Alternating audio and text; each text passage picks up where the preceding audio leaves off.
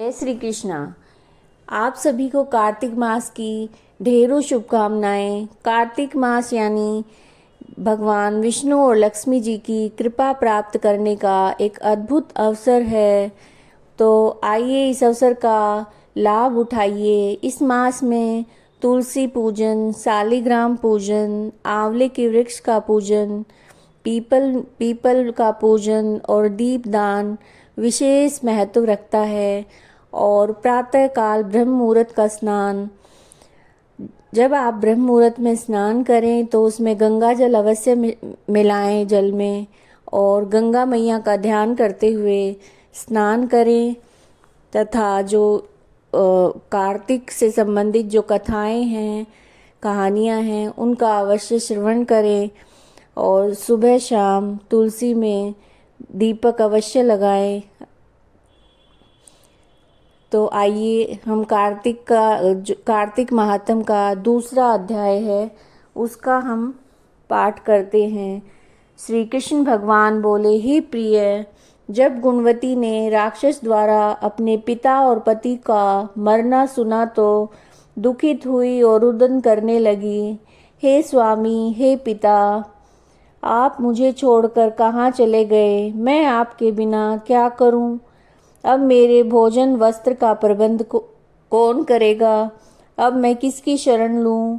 मैं विधवा हो गई हूँ, विधाता का मेरे ऊपर कोप हुआ है, मैं कैसे जीऊं? श्री कृष्ण जी बोले, कुकरी के समान विलाप करती हुई, हिलते हुए केले के पत्ते की तरह कांपती हुई वह पृथ्वी पर गिर पड़ी। थोड़ी ही देर में सावधान होने पर फिर से विलाप करने लगी और शोक समुद्र में डूब गई।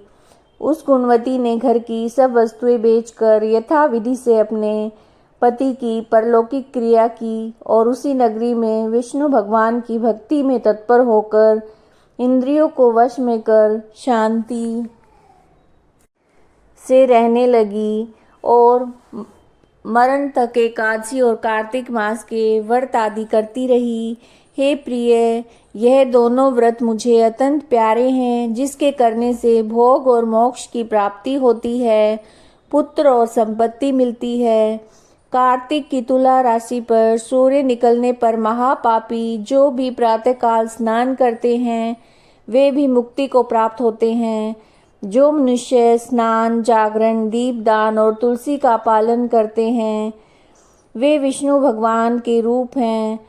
विष्णु भगवान के मंदिर में झाड़ना, सतिया काढ़ना, विष्णु की पूजा आदि का कार्य जो मनुष्य करते हैं वो जीवन मुक्त होते हैं।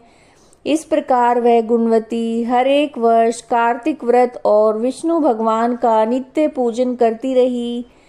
एक समय वृद्ध अवस्था के कारण दुर्बल होने से, रोग और ज्वर से पीड़ित होने पर गंगा स्नान को गई। जो ही पानी में उतरी, जाड़े के मारे कांपने लगी। उसी समय गुणवती ने आकाश से आते हुए एक विमान को देखा। शंख, चक्र, गदा, पद्म आदि आयुधों के लिए हुए विष्णु के रूप धारण करने वाले पार्षद गरुड़ की ध्वजा वाले और अप्सराओं से युक्त ऐसे विमान में बिठाकर बैकुंठ को लेकर गए।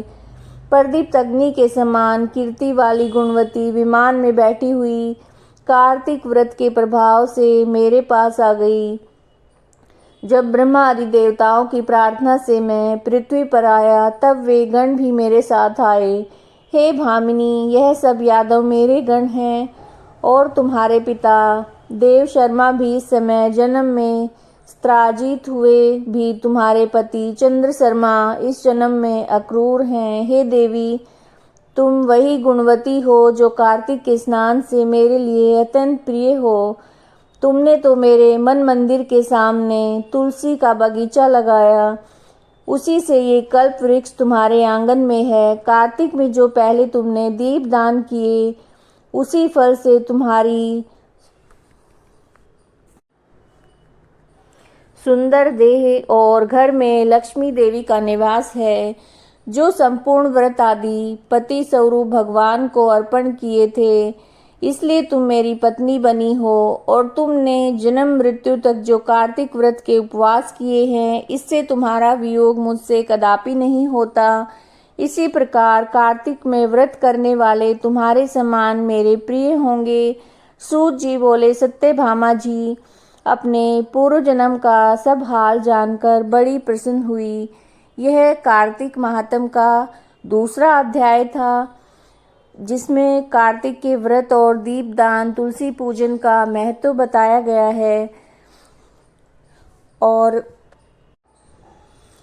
भगवान ने देवी को उनके पिछले जन्म का वृतांत सुनाया है इसमें। तो यानी कार्तिक के व्रत में व्रत और स्नान का, दीपदान का, तुलसी पूजन का इतना महत्व है कि इसका वर्णन करना भी वश की बात नहीं है। इसलिए इस मास का जितना भी फायदा उठाया जाए, जितना भी जप, दान, पूजन किया जाए,